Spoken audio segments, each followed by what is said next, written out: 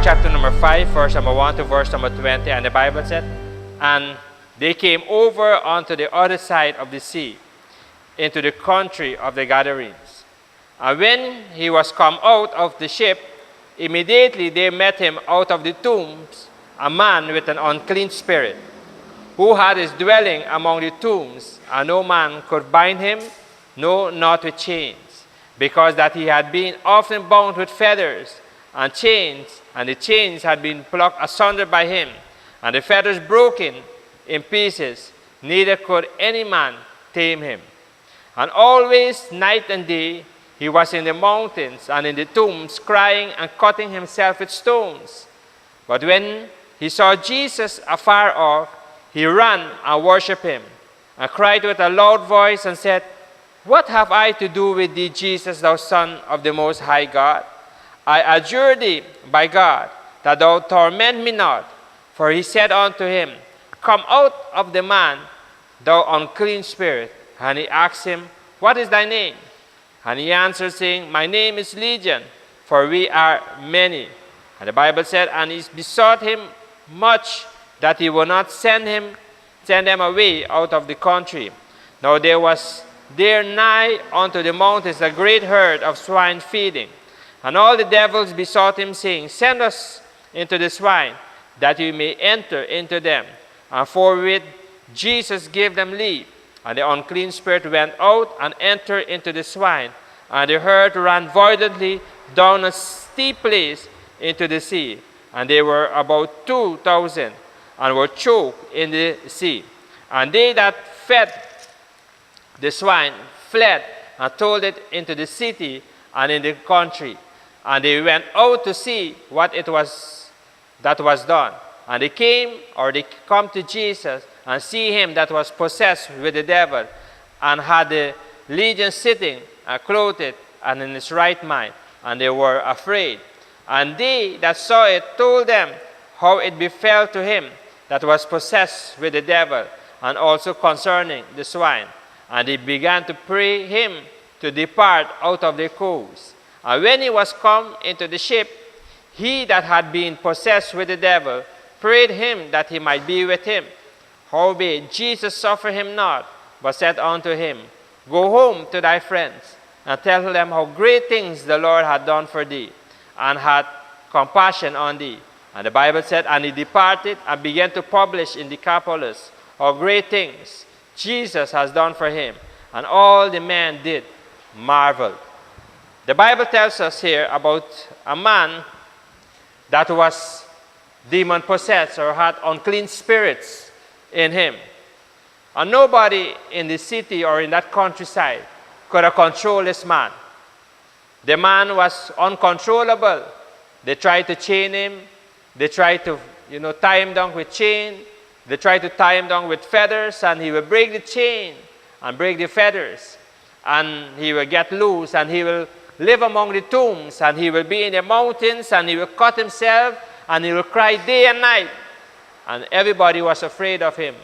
But when Jesus came into that town or that countryside, the Bible tells us, Jesus set that man free. And the man now is being set free. And we see Jesus, the demons trying to have a conversation with Jesus. But Jesus just tell them to, they ask for permission to go into the swine. And they ran into the swine, and they drowned the swine violently. And the Bible said, and they all died. To show you this morning the power of Jesus. And when the people of the city came and they saw the man now in his right mind, sitting at the feet of Jesus with his clothes on. And the Bible tells us then they began to beg Jesus that Jesus should depart out of the city or out of the country. And they began to ask him to leave. But the Bible said Jesus went, and the one man that he set free came to him and said, Master, I want to go with you.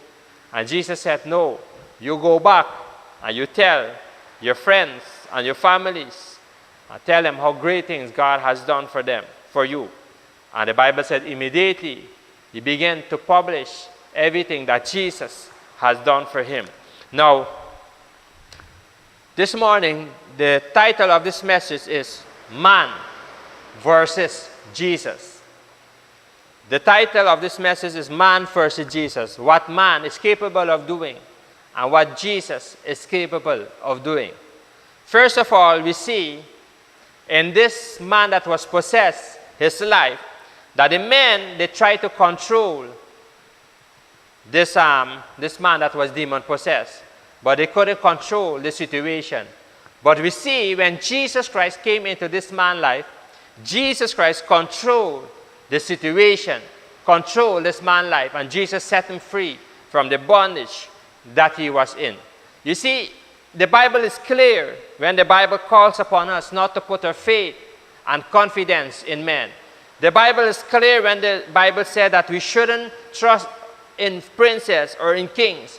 The Bible also is very clear to say that we should not put our confidence in men and in princes, because if we put our confidence in people, then we are accursed. So we see that man cannot control, but Jesus Christ can control anything and everything. And that's why I encourage you this morning that you should put your confidence in Jesus rather than man, because Jesus has the power to control. Because think about it, this man, life was uncontrollable, and the men of the city tried to control this man.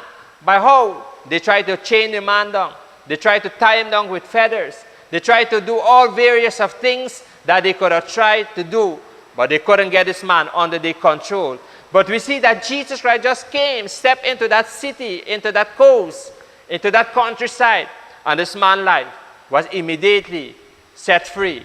This man's life becomes suddenly controllable because Jesus did a wonder in this man's life. So, man versus Jesus this morning. What is man capable of doing? We see in the story, they couldn't control. But you see today, men are walking about, doing as if they can control everything. They don't need God. But beloved, we see here in the story that man cannot control everything. We try to control people. We try to control the weather. We try to control the air that we breathe. We try to do everything that we think that everything can be controlled. And that's why today you talk to many people, they are like, all right, scientists can do this and they can do that. They have so much belief and confidence in scientists. But we see that man cannot control everything and anything. We see that Jesus Christ is the only one that can control and do great and mighty things. So, beloved, do not put your confidence in men, because we are living in a time where man thinks that they can control. Look at this pandemic that we have now, COVID-19. Man is trying to control. They're trusting in their scientists. They're trusting in this and that. They're trying to control everything. And every time they come up with some plan, then the COVID arises. And it goes to another variant. We had first COVID-19 variant. Now we have Brazil variant. We have India variant. We have Spanish variant. We have Italian variant. We have so much variant man try to control. But we see the more they try to control, the more they make a disaster out of things. But if they let God control, let Jesus Christ control, then it will be better off. So we see the first thing here, man try to control, but he can't control everything. Jesus Christ came and just in a twinkling of eye, Jesus set this man free. Think about it. This man could have been free so long ago. Jesus was not just yesterday around. Jesus walked 33 years on this planet. And still they never see Jesus. They never went to him. And the same thing today. Man thinks that he can control. Just like King Nebuchadnezzar. He thought he's king. He can control everything. And God took him down from the throne, put him among the beasts of the field. God caused him to eat grass for 7 years because he thought within himself that he can control everything. But God humbled him. And then God raised him up back. And God put him on the throne. And then King Nebuchadnezzar's song changed. Then he realized that, you know what, God is the one that is in control. So we see, first of all, man versus Jesus. Man cannot control everything. We try to control situation, but you cannot. And you have to acknowledge that you cannot. You have to trust Jesus, and he can control everything. That is 100% guaranteed. If you want 100% guarantee of your sorrow, your problem, you need to come to Jesus that can control and that can deliver. So that's the first thing that we see this morning. Man cannot control everything. We try, but we cannot. But Jesus Christ controls everything. He can control the sea. He can control the winds. He can control the waves. He can control the sicknesses. He can control everything. Whatever you're going through, he can control it because he has the power to do that. All power is given unto him, he said. So it's for us to understand. That's the first thing. The second thing, man versus Jesus. Man tried to bind you, but Jesus Christ came to set you free.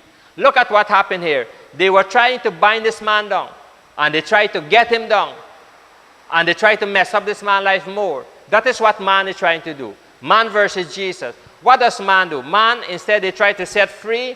They try to bind you. They try to tie you down. They try to keep you down into one place. And that is what happened in this man's life. You see, they tried to bind him with chain. They tried to bind him with feathers, but they couldn't. But you see, when Jesus Christ came, look at what happened. Jesus set this man free from that state that he was in. So man tried to bind you down, but Jesus Christ is the one that sets you free from whatever you're facing. Now, how does man try to bind you? Now, a man or a person might not come today and say, "Oh, come here. I will take a chain and chain you down on," man, they will not do that. How they will try to do it? Some people will try words. Words can break you and make you. And so we see that many people use words to bind you. Think about it. Let me give you an example in the Old Testament. Hannah was married, and she couldn't give birth to any children. She was barren, the Bible said. And what happened? Elkanah, her husband, he was married to two wives, Hannah and Peninnah. Now, Peninnah was getting children as much as she wanted. And now, Hannah is not getting any children. Now, instead, Peninnah, go to her sister and say, let us be friends. Encourages her and strengthens her. She didn't do that. She began to mock Hannah. How can you mock people? By saying things, throwing some talk on Hannah. And she began to bring Hannah down. And Hannah was so discouraged within herself that she came one day to the temple and she cried out to God and said, "God, I cannot take it anymore. Bless me with a man-child. And this child I will dedicate back to you." And God heard her prayer. Eli the priest thought that this woman is drunk. And Eli said, "Why are you drunken so?" And she said, "How can a person be drunk so early in the day?" And the Bible said God blesses her with a child. And it was a man-child. And when God blesses her, she herself said in 1 Samuel chapter number 2, you go and read it for yourself. She said, "Now my God has avenged my adversary, my enemy." You see, beloved, people try to bind you with words. They try to get you down. But we see here, Jesus Christ has not come to bind you with words. Think about it. The words that Jesus Christ spoke is, "Come unto me, all ye that labor and are heavy laden, and I will give you rest." Those are words that set free. Those are words that encourage you. Those are words that give you hope. Those are words that strengthen you. Those are words that will keep you going until the Lord is ready for you. But the thing is that man tried to bind you down. But Jesus Christ come to set free. And that's why Jesus Christ said that he came to seek and to save those that are lost.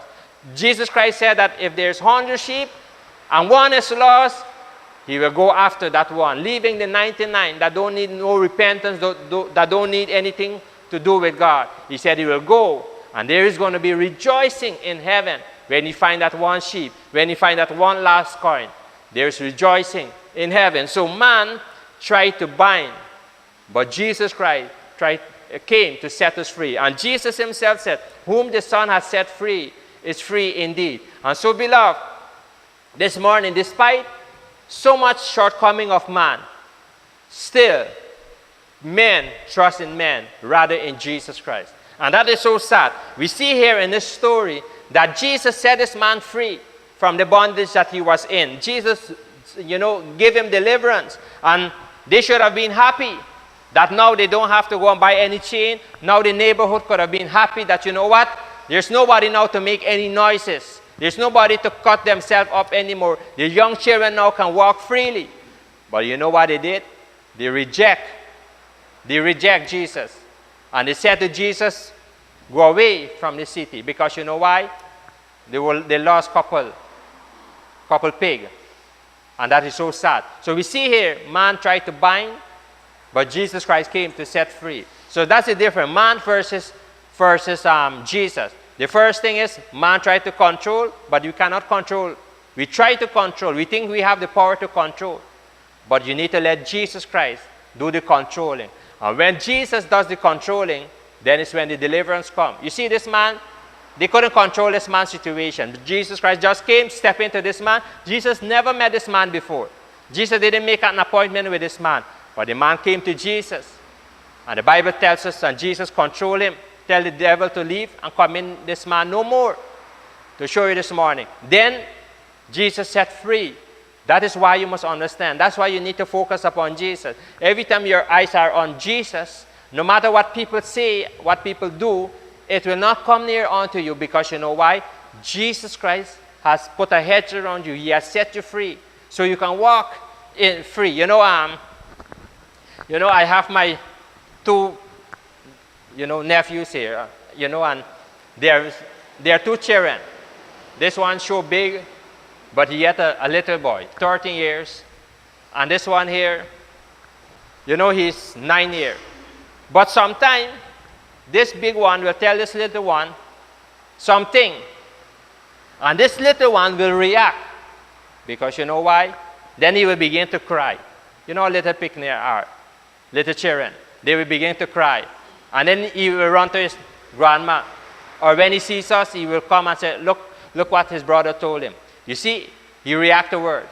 So the first thing we try to do is, I will tell him, don't worry.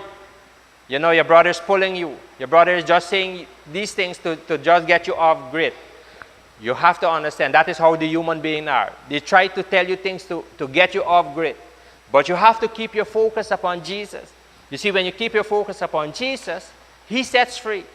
No matter, some people will tell me things, I don't worry with them. Let them say what they want to say. If they find me nice, it's okay. If they tell me I'm handsome, I will be happy to inform every day. But think about it. If they tell me I'm ugly now, should I go home now and cry? There's nothing I can do about that.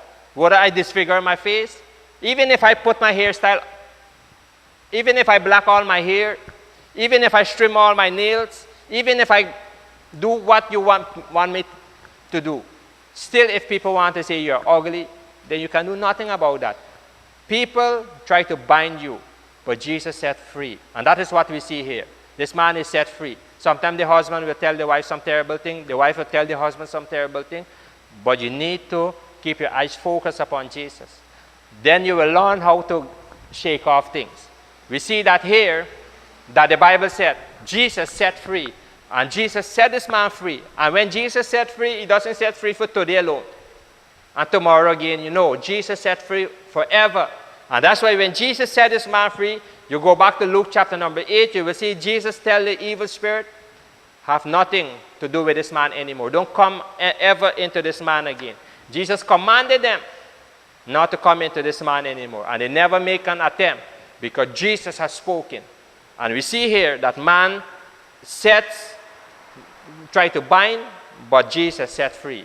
And that is man versus Jesus. And that's why I want you to know him. I want you to walk with Jesus. It's good to have a little, to walk with people, but walking with people, today they will like you, tomorrow they will hate you. But when you walk with Jesus, he's the same yesterday, he will be the same today, and he will be the same tomorrow. He never changes. Jesus will not be today, oh, he loves you, and tomorrow he hates you, and then tomorrow again. No, he doesn't change. He's the same yesterday, today, and he will be the same tomorrow. And we see here that Jesus set this man free. Another thing I want you to see quickly, man versus Jesus. Man cannot bring peace. But Jesus Christ can bring true peace.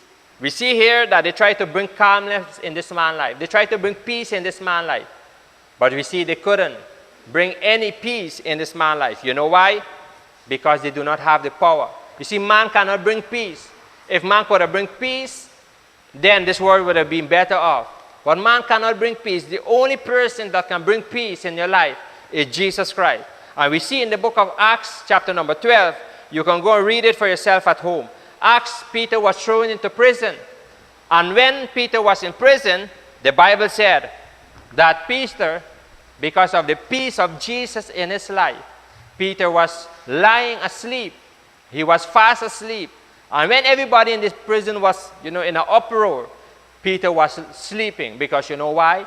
Jesus Christ gave him the peace that passeth all understanding.